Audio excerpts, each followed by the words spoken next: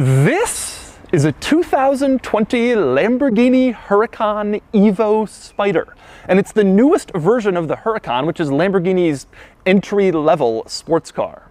The Evo is essentially an evolution of the Huracan, replacing the standard model that's been on sale since 2015.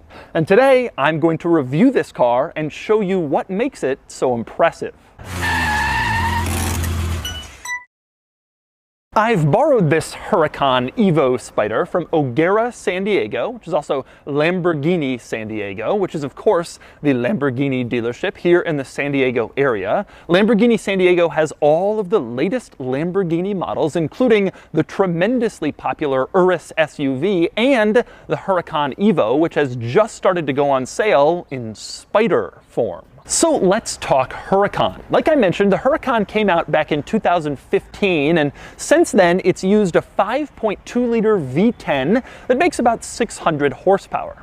The Huracan Evo replaces the standard original Huracan, and it's offered as a coupe or as a convertible like this car, which is called the Spider. It keeps the V10, but power is jacked up to 630 horsepower. That's the same power figure as the Huracan Performante, which was the high-performance version of the earlier Huracan. Now you get it in the regular model. Not that there's anything regular about this car. The Huracan Evo Coupe does 0 to 60 in about 2.5 seconds, and the Spider is probably only slightly slower.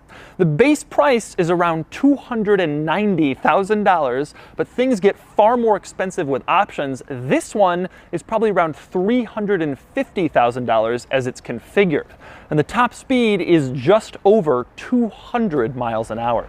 This really seems like the best Huracan yet, which is what I said about the last one and the one before that. But it's hard to argue with this car's ultimate status, at least on paper. The numbers are amazing and the look is incredible. And today, I'm going to show you the rest. First, I'm going to take you on a tour of the Huracan Evo Spider. Then I'm going to get it out on the road and drive it, and then I'm going to give it a Doug score.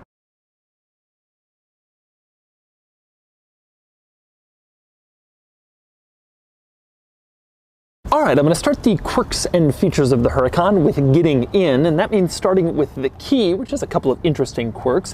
One is the buttons. You have a lock button on the top, of course, and unlock on the bottom, but the middle button opens the trunk with a silhouette of the Huracan with its trunk open, which is a nice little touch. I also like that the key has the Lamborghini logo on it, of course, but it's at the end, unlike most keys where it's just sort of in the middle, which adds an extra dimension of coolness to the Huracan key. And next up, the next interesting thing is actually getting into the Huracan, because the door handle doesn't look like a typical door handle. So how do you use it? Well, it turns out you push the front part of the door handle and then the back part pops open, and then you can pull the door open. Once you know that, it's actually pretty easy to do.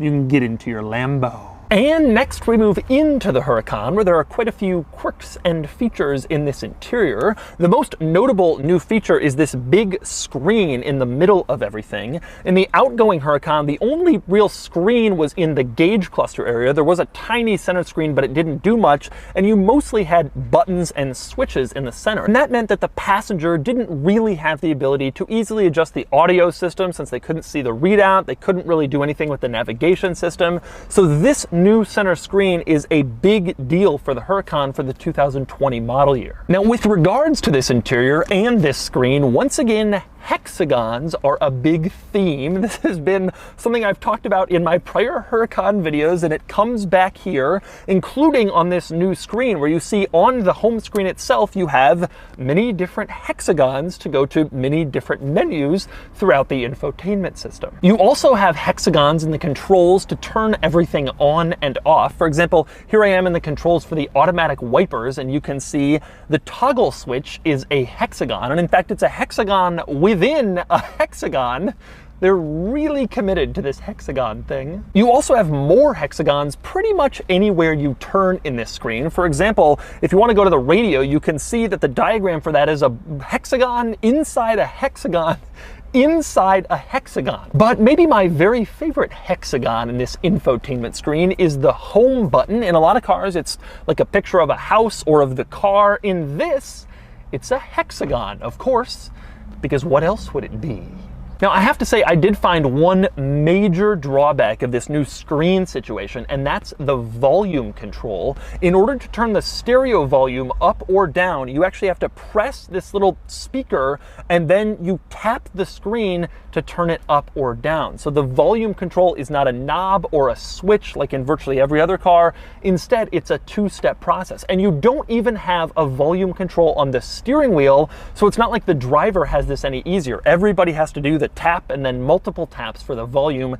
This is insanity. It goes against basically every rule of ergonomics in a car, but this is also a Lamborghini. You may be listening to the engine instead of the radio, so maybe it doesn't matter. But if you want to turn on the radio, that's how you have to adjust the volume. Now, other than that volume situation, I will say I don't really have any major complaints with this screen. It certainly isn't as good as the very best infotainment systems from Mercedes-Benz, Tesla, Volvo, but this is a supercar, and it works really well for a supercar. Surprisingly responsive to your touch, intuitive, well laid out, easy to use. This is a pretty good infotainment system, and it really does help modernize the interior of the Huracan. Those old school buttons in the outgoing model really did this car no favors. The screen is a big upgrade. But anyway, next we move on to the other interesting quirks and features in the Huracan, and I want to start with starting it. The start button in this car is underneath this red, dramatic looking cover. You flip that up and then you can press the start button and turn it on. Although it's worth noting you don't actually have to flip up the cover.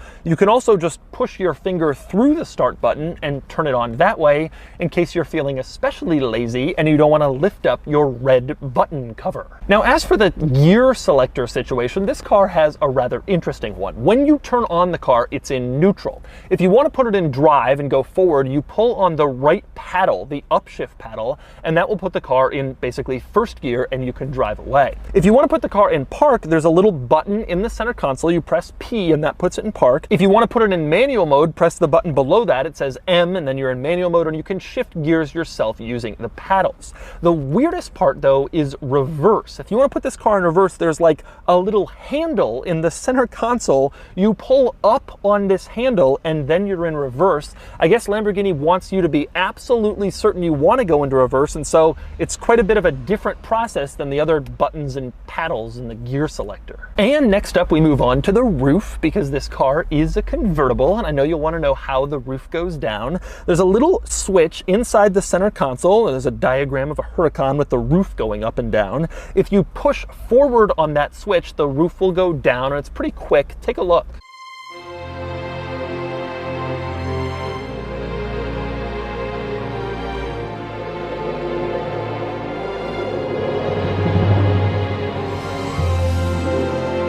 Now, next to that little switch that will drop the roof, you also have a button with like a window on it. That is not the power windows on the side of the car. Instead, that controls the window behind the seats. This is a wind deflector, and if you have it up, wind will kind of go over the windshield and over that window, and you won't really have wind in your hair. If you put down that window, then you will have the full open air experience and you'll get kind of a windier feel in the cabin, and you can choose which one you want to do. Interestingly, in order to put the wind deflector down, you actually push up on this button, so it's a little counterintuitive. Push up for down and then it goes down, and if you want it to come back up, you pull down on the button and then it comes up. Oddly, this is the same way that the power windows operate. If you want them to go down, you push the switch upwards, and if you want the windows to come up, you pull back on the switch or you pull it down and the windows go up.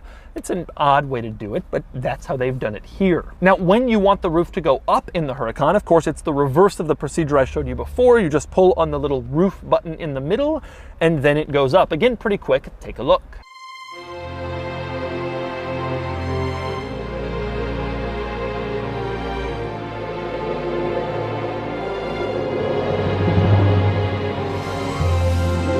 Now, one cool thing about that rear window wind deflector behind the seats is that you can put it up or down even if you have the roof up.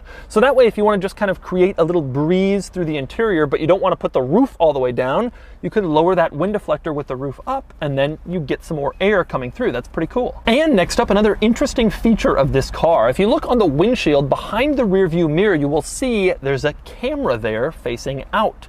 This is not a dash cam. Instead, it's a telemetry camera. So when you're on the racetrack in this car, you can turn on that camera and monitor your laps, and then you can watch it later and kind of see where you were good or where you were bad, whatever. That's not that unusual. A lot of modern performance cars are adding cameras for that purpose, but the cool thing is this car also has a second camera. It's between the seats in the middle in the interior, and it's kind of angled towards the driver's area and the steering wheel. And with that camera running, you can watch your hand positioning and your gear changes and your hand movement, and then you can watch that later and try to improve your lap time. So you have a 2-camera system in this car for when you want to go on the racetrack, which is really cool. And next up, we move on to another interesting quirk in this interior, which is the turn signal operation, which is quite interesting. It's on the left spoke of the steering wheel, and it's just a little switch. You push the switch to the left to turn on the left turn signal, you push it to the right to turn on the right turn signal, and you push it in the middle to cancel the turn signals. Of course, they'll also cancel if you go around a turn. This is similar to how it is in a motorcycle, but different from pretty much any other car. There are a few other cars that have the turn signal mounted on the steering wheel. They don't have a switch like that. And next up, in the vicinity of that turn signal switch, right above it, you have another interesting item. That button is for the high beams. If you have your headlights on, you press that button, you can turn on your high beams. If they're off, you can just flash your high beams. Now, on the other side of the steering wheel, you also have a rather unorthodox control, and that would be for the wipers. You can see you have another switch that turns on the wipers and adjusts their frequency, and then the button above that turns on the windshield washer. The theory with putting all this stuff on the steering wheel is that Lamborghini wants you to focus on driving while you're in this car and not removing your hands from the wheel if you're going really high speeds. So putting this stuff on the steering wheel, it's all in easy reach of your thumb while you're holding onto the steering wheel. One other interesting steering wheel item in the Huracan is at the base of the steering wheel, and that's where you can switch between drive modes. You have 3 different ones. You have Strada, which means street in Italian, just sort of the normal mode. Then you have Sport, which is sport mode, and then you have Corsa, which is race mode. Now, as you switch between them, some interesting things happen. The main thing you notice is in the gauge cluster. In Strada, it looks pretty normal. Then you go into Sport, and you can see it gets a little more angry and aggressive. And then in Corsa, it changes completely so that it emphasizes your RPMs and your gear rather than your speed, which isn't as important when you're on the racetrack.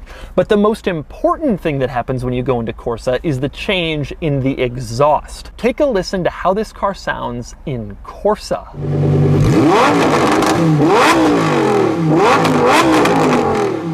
Now, aside from what happens in this car when you change drive modes, there's nothing particularly interesting in the gauge cluster compared to the outgoing Huracan. It's all pretty similar. In order to cycle through the little menus on the right, you press this little button on the side of the steering wheel, and it'll show you various different pieces of car information, like your tire pressure and that sort of thing. Nothing particularly interesting here compared to the outgoing Huracan. Next up, though, I do have to say I love the toggle switches in this car. I showed you this briefly before, but above the center screen and the center control stack, you have these 7 toggle switches that do various things. They roll up and down the window, put on the hazard lights, but I just love how they look and feel. They make this car feel so much more special than a normal car with boring normal buttons, and it's really cool that they have this. One of the toggle switches controls the axle lifting system. Most supercars now have something like this. You push this little toggle switch, and then the front end will lift up a few inches off the ground to help you clear steep driveways so you don't scrape the front of your low car.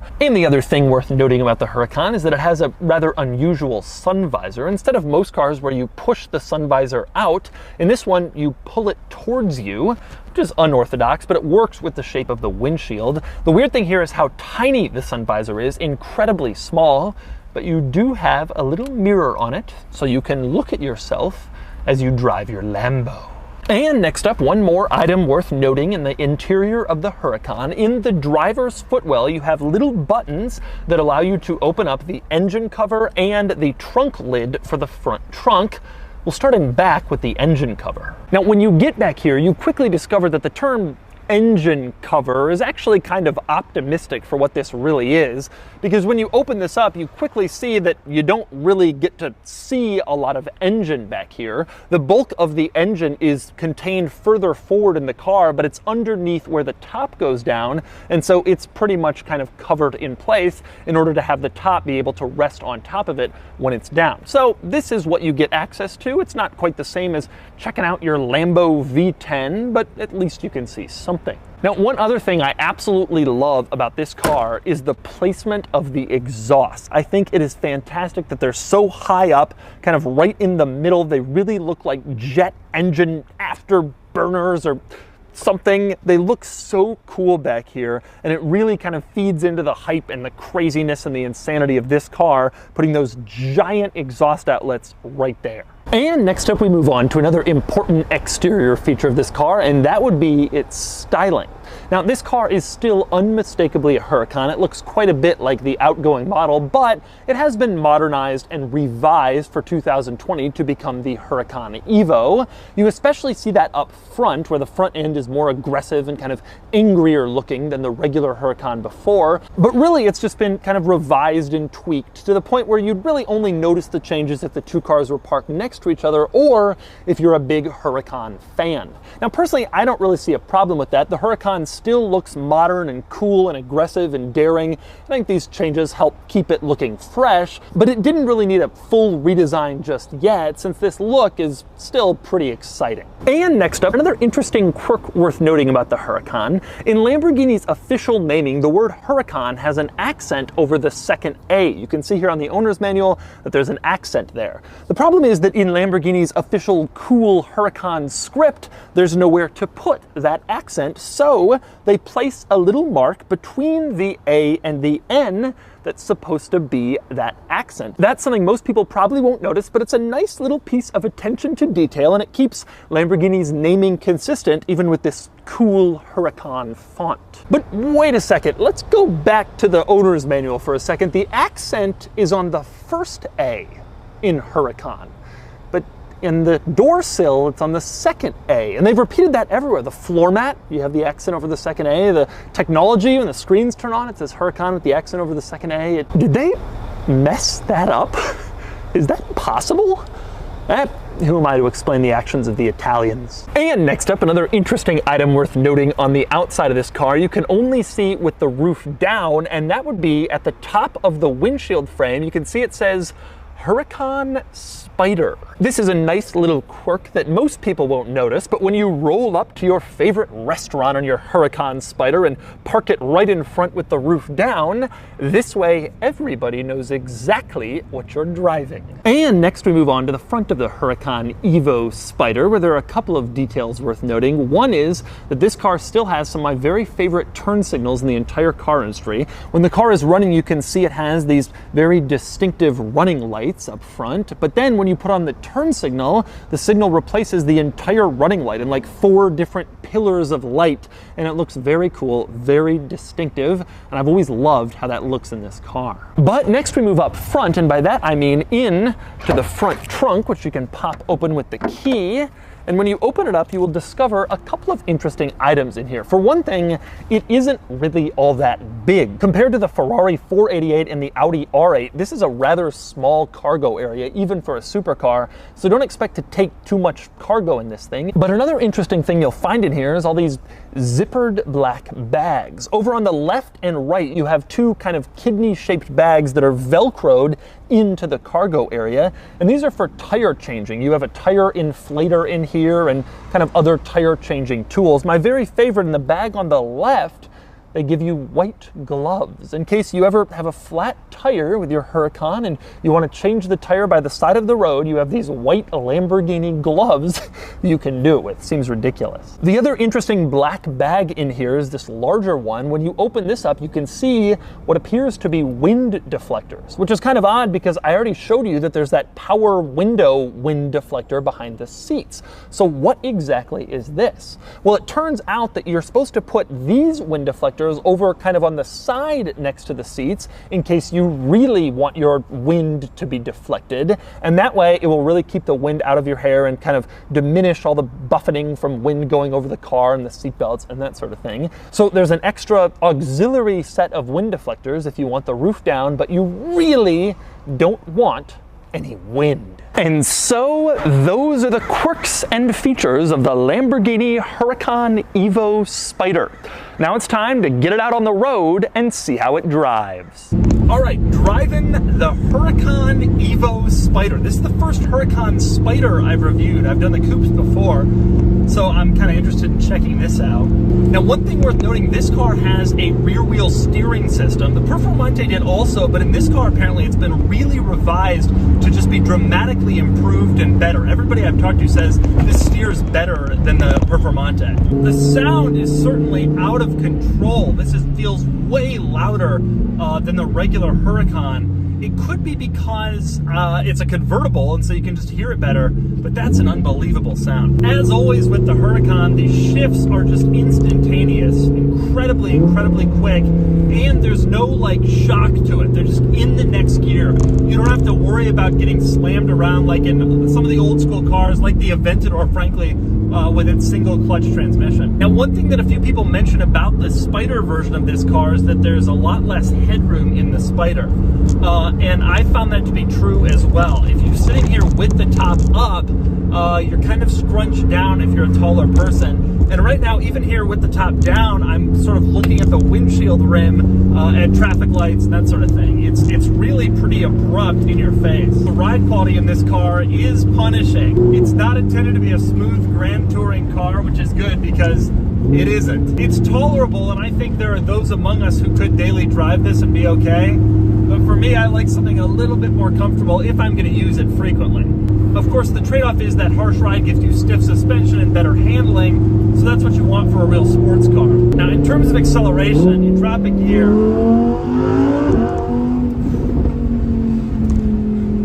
This car is so fast.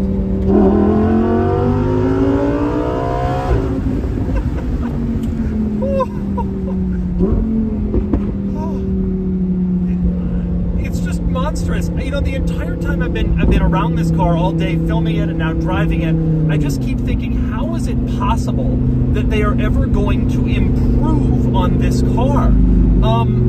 You know, I drove the original Huracan and I thought it was the best of these cars. Then the Performante comes out, it's even faster, it's even sharper. This now feels like the Performante, maybe even a little bit quicker. How are they going to make a Performante of this? What happens to the next generation? This car is at its peak, it feels like. And of course, the thing that I love the most about the Huracan is the steering precision and the steering feel. I feel like Ferrari is now on that level only with the Pista. But the 488 was no Huracan when it came to steering precision. And this car continues that tradition. It's just so sharp when you're going around fast corners. It just feels so incredibly sharp. And so that's the Lamborghini Huracan Evo Spider. This car is essentially the new Huracan, and it's amazing. I think it's probably even better than the Huracan Performante, which was also amazing. The performance is unreal. The styling is daring and eye-catching, and the excitement this car generates is unlike almost anything else on the road. And now it's time to give the Evo Spider a Doug score. Starting with the weekend categories and styling, the Huracan Evo Spider is gorgeous, not the most beautiful, but very attractive, and it gets an 8 out of 10. Acceleration is unreal, 0 to 60 in like 2.5 seconds, and it gets a 10 out of 10. Handling is among the very best, and it gets a 10 out of 10. Fun factor is huge, though it's a little too tame for a perfect score, and it gets a 9 out of 10. Cool factor is really good, but it's not quite on the level of the craziest hypercars. It gets an 8 out of 10 for a total weekend score of 45 out of 50. Next up are the daily categories and features. The Huracan Evo Spider is well equipped and it gets a 6 out of 10. Comfort is normal for a car like this and it gets a 4 out of 10. Quality is very high as the interior is top notch and it gets an 8 out of 10. Practicality is average for this segment and it gets a 2 out of 10. Finally, value, which is fine. These are getting harder to justify considering they're very similar to a normal Huracan which came out years ago. It gets a 6 out of 10 for a total daily score of 26 out of 50. Added up in the Doug score is 71 out of 100, which places it here against rivals. The new Huracan Evo ties the old Huracan, losing a point in value but adding one for fun factor. The Huracan is still a point behind the Ferrari 488 Pista, but the Pista is more expensive. The Huracan Evo Spider is a fantastic car and it's a great update to a legendary Lamborghini.